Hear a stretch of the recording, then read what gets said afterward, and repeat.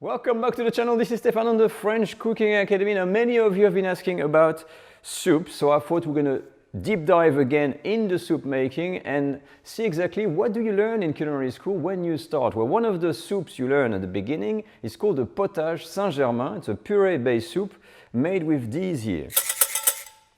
The green split peas, aka poix casse in French. Now, with that, this is the core of the soup. You can have carrots, onion, garlic, some leeks, a bouquet garni of course, and pork belly, or today I'm using smoked pork cutlets. So it's very straightforward, a little bit of water, and you get a beautiful potage. We may add a little bit of cream, as always. So, to start the recipe, make sure you're going to be washing first all of your carrots, peel your onions, peel the garlic, wash the leeks in here, and then I'll show you exactly how the mise en place look like. So let's get ready and let's cook. So let's have a look. So here the main ingredients, of course, the split peas is going to be the main taste, and look at the rest. The carrots and onion, very small mirepoix, 2 tablespoons worth of carrots, same for the onion, so very little bit, so they're not going to play a big role. The bouquet garni, always already pre-made with the branch of thyme, bay leaf and some parsley stalks. And we have here something today that's a bit different. It's of course the green part of the leeks. The reason for that is because we make a green soup and we're trying to keep everything as green as possible. So to cut these, once you've got your leaves and they're washed and everything, you can just fold them if you want to make it simple. And then you can just, very thinly, we're just gonna émincer. Now you can do these small pieces like that, or if you want, you can just take the whole thing together. You get the idea. You get all of the leaves of leeks at once, and you're gonna be basically doing that émincé of leeks. So let's recap. We got the carrots, mirepoix, onions. We've got the green of the leeks, the bouquet garni. We've got a clove of garlic. We're not cutting it. We're smashing it. Okay, boom, done. My cutlets are here. For the taste of the soup, one thing you're gonna add extra, because we're not gonna be using stock, I recommend you use a stock cube. I'm using here a simple organic chicken stock cubes, but if you want, you can just use water. So now we are ready to go on the stove and start cooking. And now on the stove, so first thing first, we're gonna start by blanching the split peas. So it starts in a pan. You take a medium-sized saucepan, cold water, and you're going to plunge all of the peas in here and then put the heat on high. There we go. So the blanching process, if you're wondering why we're doing this, it is a little bit to sanitize and pre-cook our split peas. And they've been handled, they've been machined, maybe by hand. There's always a little bit of impurities. So the process is very simple. You put it in cold water, you wait for the water to come to the boil, and as soon as it boils, we're going to take them off and rinse them, and they're going to be ready. Perfect. My water is boiling. I'm turning the heat off, and I'm going to rinse this with a sieve under cold water.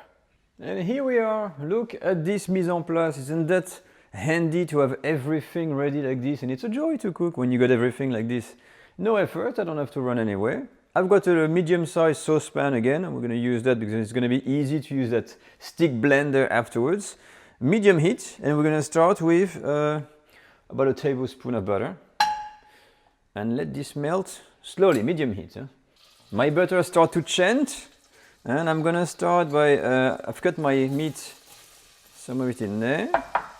And so we're not going to give any coloration to the vegetables or the meat, so it's just a medium heat, just to render them, and we're going to remove the natural water in the veggies. So just 2 or 3 minutes first with the meat in. Now you can use pork belly as well, and remember, it's been 3 minutes. What I'm going to do now, I'm going to add the rest of the vegetables. So I've got some carrots. When I was trying to escape here, you go in the pan, it's your fate. In the pan, little leeks. All right, in there. Okay, and same thing here, and we're just gonna mix everything and leave this gently to cook on medium heat or medium low for another 2 to 3 minutes. And here we are. Last step, of course, is to add the peas. So all of them. And look at these nice colors. And then, of course, we're going to mix gently the whole lot. Okay, and now we're going to add the water. Water, cold water, about 1 liter. I think it's about like 4 cups. All right. And same as before, we're going to bring this to the boil before adding the bouquet garni and the garlic. So you can raise your heat, and we're going to wait until this boils.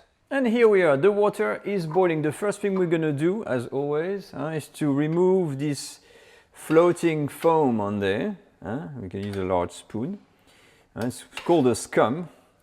And we're going to clean the top of our soup to start, before we add anything else in. I am done, and we can now add the garlic clove in here. I'm going to add also that bone that I had from the cutlets to add some taste. It's going to nicely infuse. And we're going to put in the bouquet garni. Make sure it's at the bottom. Now you would note that I didn't put any salt or pepper. And you may wonder, oh my God, where is the salt and pepper? Well, you never add salt straight away when you cook legumes. And this is one of the techniques, again, I'm referring to the online school all the time, that you learn in the online course. How to cook legumes, how to cook rice. Now, when you cook legumes, as a guideline, you cook them first without salt, 3/4 of the way, and then you add the salt, because the salt will prevent them to cook and they will stay hard. Okay, so it is very important not to use salt. So these can be cooked for about 45 minutes to an hour, depending on the quality of your peas here. So I'm going to cook them for 30 minutes, and after 30 minutes, we're going to be adding some salt in the pan. It's been 30 minutes, and sorry, I mentioned before, I think I was saying 3/4. I don't know why I say that all the time, but it's 2/3 of the time. You divide in 3. So for 45 minutes cooking, after 30 minutes, we're going to add the salt. The official measurement is 12 grams of salt per liter of water. So we had 1 liter here. I'm going to add exactly 12 grams of salt and mix that in. And that precise measurement is going to give us the exact saltiness we want. Not too salty and not bland. If you use a stock cube, you can also add it now. And I'm going to keep on cooking this for another 10-15 minutes, and we're done. The time is up. I'm going to turn my heat off. And as you can see here, look at my peas are totally into a mush. And it's great because we need to pass this through the stick blender. So let's do that now. Okay, we're going to have to use a stick blender and to blend everything. But before we do so, there's 2 things we need to discard. First off, the bouquet garni. And the other thing I've added myself, if I can find it, is the bone. There it is. That would not work with the stick blender. Away from that, we keep everything in. And I'm going to show with the stick blender how we're going to transform that soup and mix everything together. And now the stick blender, if you don't know what it is, this is the stick blender. This is an electrical machine. It's got different speeds. The fast one, I've got a controlled one here. It's much more mellow. And to avoid that anything flies off, I'm going to use the low speed first. And slowly go around and blitz, I would say, everything. Done. All right, so we're all done with the mix. This is the end result, but what's happening here, this is a bit of a farmhouse texture. It's still very grainy. So what do we do in French cooking? Of course, we pass this always through a sieve. So I'm using the first pan I've used, and to make sure there's no hard or big bits of meat or anything, I'm going to pass this gently through a sieve into another pan. Now, we have to add either cream or butter. And I'm going to share another technique again. It's coming from the school, sorry about that, I keep on talking about this. Do you choose to put cream in there, or do you choose to put butter in there? This is a big decision, because if you have an exam, if you're a student out there, you have to make that soup. The importance is the color of the soup. Your soup has to be green. If you put cream, the color is going to become too pale and it's going to be marked down. So usually when you have this soup, instead of using cream to add fat into it, you add butter, because butter adds that kind of touch of fat and silkiness on there, but you don't get that whiteness that's gonna come and disturb that color. So this is why you always use butter in these types of soup, and they're very classic. They have to be absolutely green, okay? So we're gonna mix that, we're gonna warm it up a little bit on the stove, and we're done.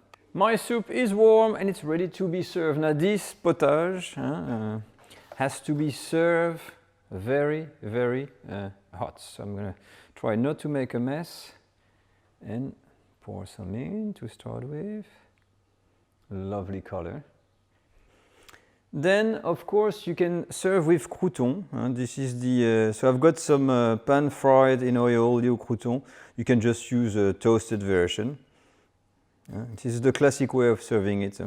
And usually you have to use chervil to decorate, but I didn't find any, so I'm just gonna put some little pieces of parsley, as always. You know, I'm always putting parsley in there. And now, of course, let's go for the tasting of the soup. And now for the tasting. So I'm using the same bowl. What I'm gonna do, you know, to start off, I'm gonna throw in some much more croutons, because I kind of love croutons and I've made them. So let me a crouton bonanza. And let me tell you about the origin of the name, by the way. Potage Saint-Germain was the name of the Count of Saint-Germain. He was a minister of war under the reign of Louis XIV. So imagine, this is hundreds and hundreds of years old, that soup. And he was in love with split peas. And he was asking it so much that they gave the name, oh, make that soup for Saint-Germain. So they call it the Potage Saint-Germain. Very simple. So I'm going to take a big batch of croutons. It's a very thick soup. Let me tell you that.